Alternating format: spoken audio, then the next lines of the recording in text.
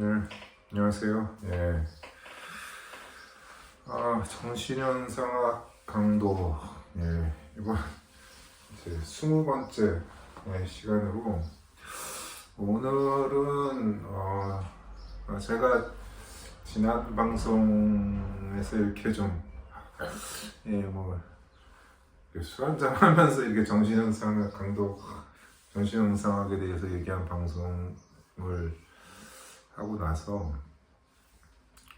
이제 강독을 어떻게 할 것인가 그런 얘기도 했었고 했는데, 일단 제가 지금 자기의식장을 지금 읽어나가는 중에 있어서 일단 지금 앞에 그 의식장에 있는 것들 중에서도 이렇게 좀 방송할 만한 부분들이 있는데, 아무튼 그건 제가 좀 연속적으로는 하기보다는 좀 이렇게 좀 건너뛰면서 좀 제가 좀 중요한 대목이라고 생각되는 이런 부분에 대해서 좀 이렇게 좀 왔다 갔다 하면서 좀 방송을 하는 방향으로 해볼까 합니다. 그래서 오늘 좀 제가 중요하게 봤던 대목은, 그러니까 이제 자기의식장에서 이제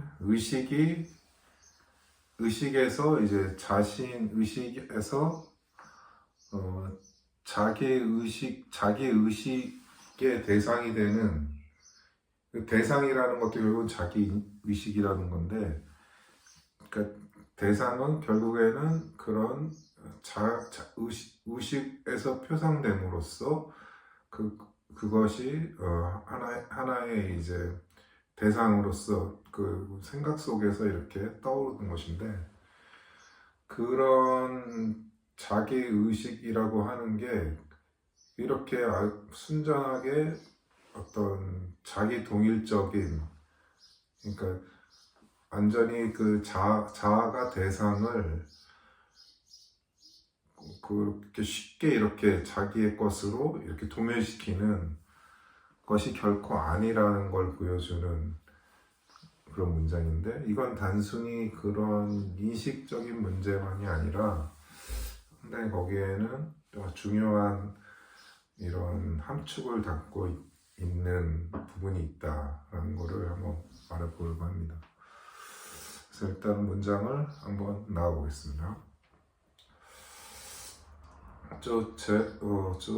Selbstständig, also das Bewusstsein ebenso selbstständig ist an sich sein Gegenstand.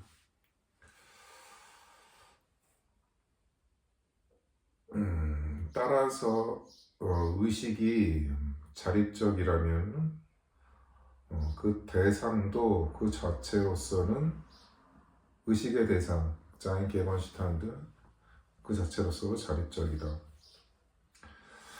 Das Selbstbewusstsein bereitstellt für sie ist und seinen Gegenstand unmittelbar mit dem Charakter des Negativen bezeichnet oder zunächst begehrt ist, wird daher vielmehr die Erfahrung der Selbstständigkeit desselben machen.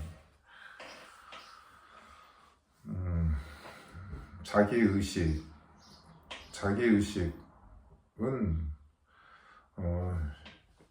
밸런슐레이팅, 그 자기의식은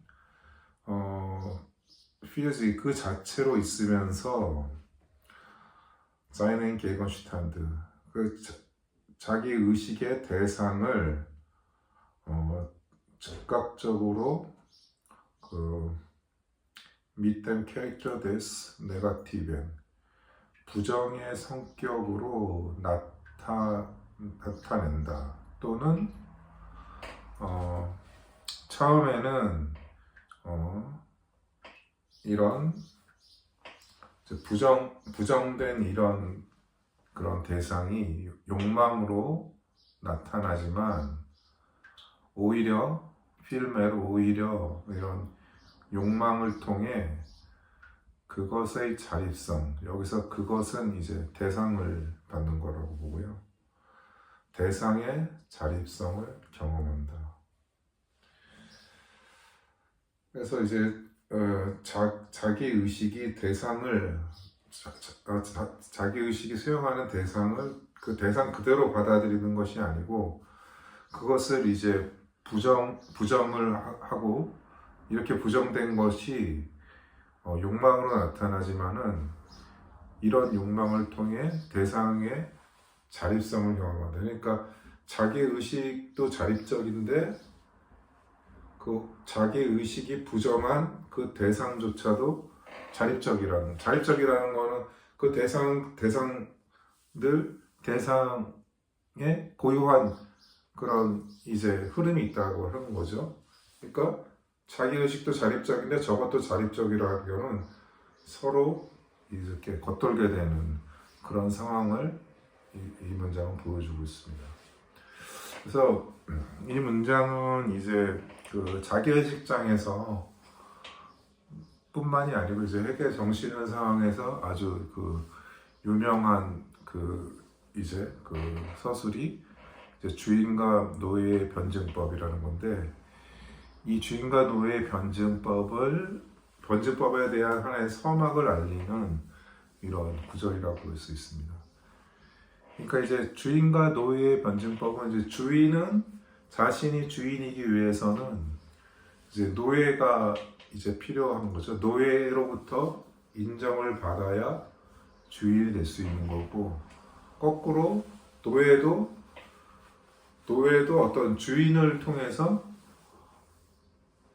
어떤 뭐 인정을 받을 뿐만 아니라 노예는 역으로 또 주인이 될 수 있는, 또 주인도 노예가 될 수 있는, 어떻게 보면 이런 악순환에 빠질 수도 있지만 결국에는 이제 해겔은 이런 주인과 노예의 변증법을 통해서 자기 의식이 이렇게 결국에는 이제 자기 의식이 대상하에 노예라고 한다면 노예로부터 인정을 받아가는 이런 것 방향으로 나아가긴 하지만은 이 문장을 통해서는 해겔은 하나의 이제 의식으로 통제할 수 없는, 그래서 자립적으로 전개되는 하나의 대상의 정체를 자각했다고 볼 수가 있습니다.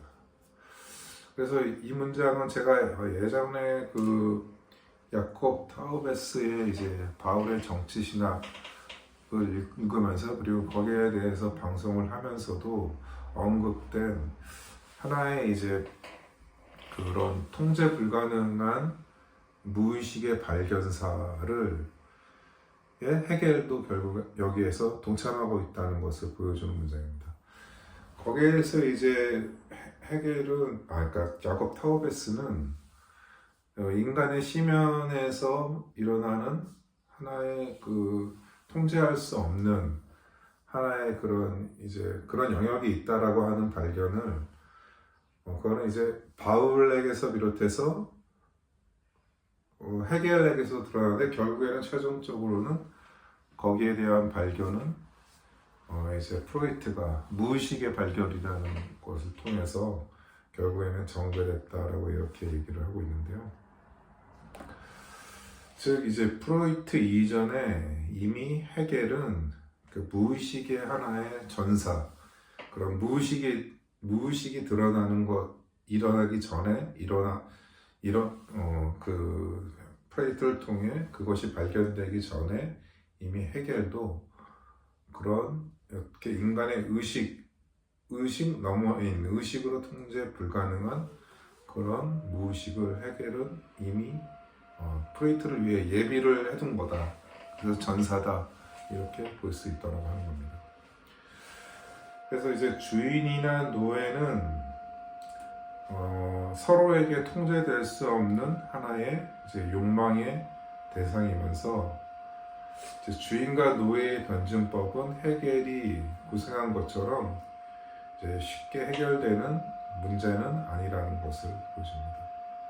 그래서 그런 주인이 노예로부터 이런 인정을 받는 이런 상황은 언제든 역전이 될 수 있는 이런 상황을 보여주는 문장이라고 봅니다.